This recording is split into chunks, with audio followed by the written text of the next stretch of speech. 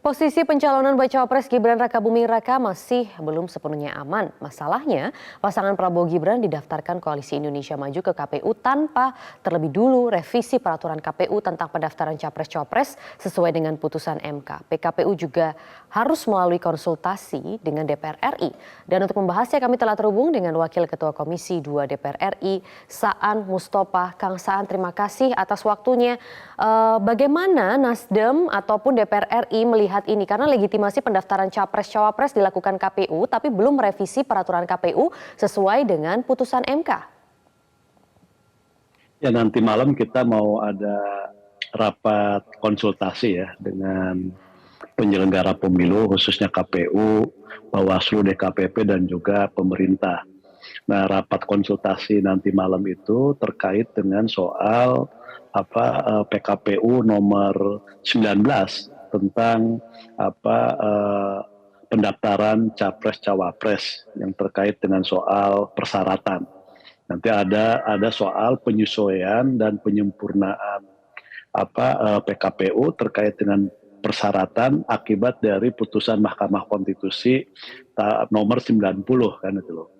Jadi nanti kita akan lihat KPU nanti memberikan alasan-alasan terkait dengan soal penyesuaian dan penyempurnaan terhadap PKPU tersebut. Nah, dalam beberapa hal kan banyak juga putusan-putusan Mahkamah Konstitusi yang terkait dengan soal pemilu, misalnya yang sebelum putusan terkait dengan syarat calon presiden dan wakil presiden, ada putusan terkait dengan soal mantan napi tindak pidana korupsi yang harus 5 tahun setelah masuk penjara, itu juga putusan Mahkamah Konstitusi. Nah, umumnya putusan Mahkamah Konstitusi itu kan final dan mengikat, jadi udah serta-merta dia berlaku. Nah, turunan dari itu memang ada di PKPU. Jadi nanti malam kita akan lihat seberapa nanti pandangan dari masing-masing praksi. Baik, kalau sejauh ini standpoint dari Komisi 2 DPR RI itu bagaimana? Misalnya apakah PKPU ini harus direvisi agar pendaftaran capres-cawapres ini legitimate? Apakah memang tidak cukup kalau dengan surat edaran atau surat keputusan KPU saja menindaklanjuti putusan MK kemarin? Ada beberapa yang sudah dilakukan, misalnya terkait dengan putusan Mahkamah Konstitusi terkait dengan PKPU nomor 10 ya, tentang keterwakilan perempuan. PKPU disesuaikan dengan putusan Mahkamah Agung ya, terus Mahkamah Agung terkait dengan judicial review itu, KPU menyampaikan surat edaran ke partai-partai dan itu berlaku secara otomatis kan gitu. Jadi, nah sebenarnya juga karena ini adalah undang-undang dan tentu PKPU harus menyesuaikan dengan undang-undang. Jadi PKPU merupakan turunan dari undang-undang dan tidak boleh bertentangan dengan undang-undang. Maka sifatnya di sini adalah menyesuaikan karena memang undang-undang bunyinya sudah berubah terkait dengan soal persyaratan. Jadi PKPU ya tentu harus menyesuaikan. Nah, apakah nanti ada dampak-dampak lain itu nanti kita lihat nanti ke depan. Jadi bukan nanti PKPU-nya nanti kita lihat. Oke, tapi kalau soal batas usia cawapres yang ramai ini, Kang Saan, bagaimana DPR RI khususnya Komisi 2 merespon ini begitu? Ya, kalau di batas usia kan sudah jelas ya. Itu minimal 40 tahun.